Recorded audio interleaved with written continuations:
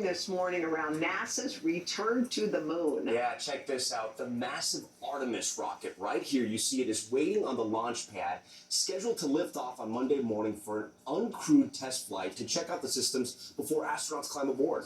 And if a lot of this looks familiar, it's because NASA is borrowing heavily from Apollo moon missions 50 years ago. NBC's Tom Costello covers Space Force. Tom, a lot of folks talking about this mission.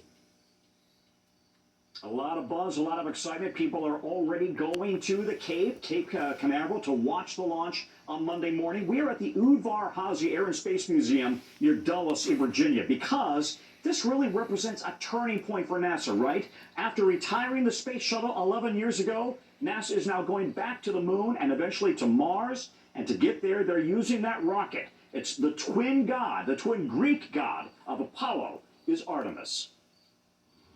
Standing 322 feet tall, NASA's Artemis rocket is the biggest to stand on the pad in 50 years. And Artemis is different. Flanked with 2 boosters, it'll be 15% more powerful than the monster Saturn V rockets that carried Apollo astronauts to the moon. And this morning, all systems are go for a Monday morning launch and an uncrewed 42-day test flight to orbit the moon.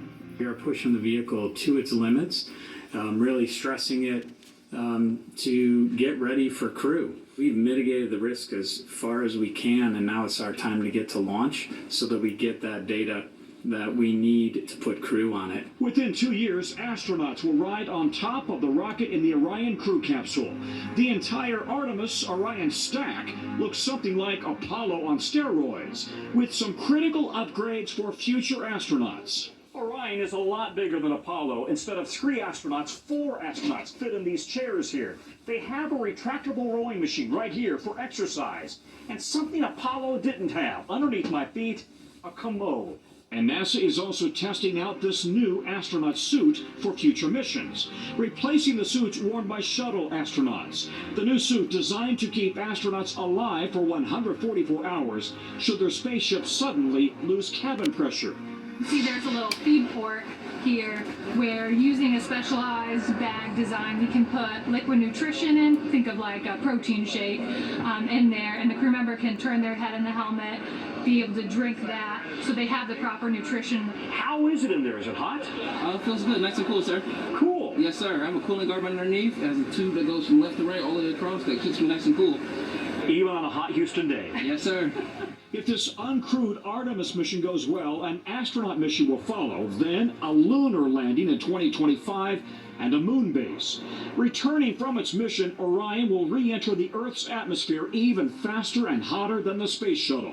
Mach 32 and 5,000 degrees. A brand new heat shield will protect future crews before parachuting into the Pacific Ocean. The main objective that we really want to get out of this test flight is that stressing that heat shield, getting a test of that new Orion heat shield at lunar re-entry velocity. Yeah, Mach 32, that's 32 times the speed of sound, and the temperature is going to be half the temperature of the sun. So that shield has got a hold, and just like Apollo, where they landed in the ocean and then the Navy divers jumped in and got the astronauts out, then eventually pulled that spacecraft up onto the ship, same thing is going to happen with Artemis. So this is, and Orion, I should say, this is going to be really hearkening back to Apollo, but Apollo on steroids, guys. Back Tom, to you. we're so excited. By the way, before I let you go, you mentioned plans of a moon base. Do we know what that would look like, this moon base?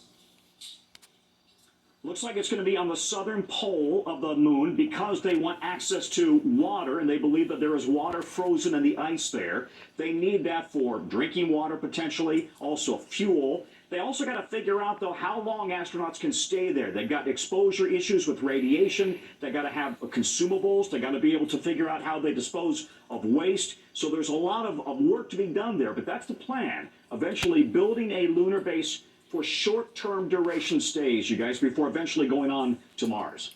Tom Costello. By the way, I don't know who runs NASA's animation department, but that person deserves a raise. NASA's animations are the best. Thank you, Tom.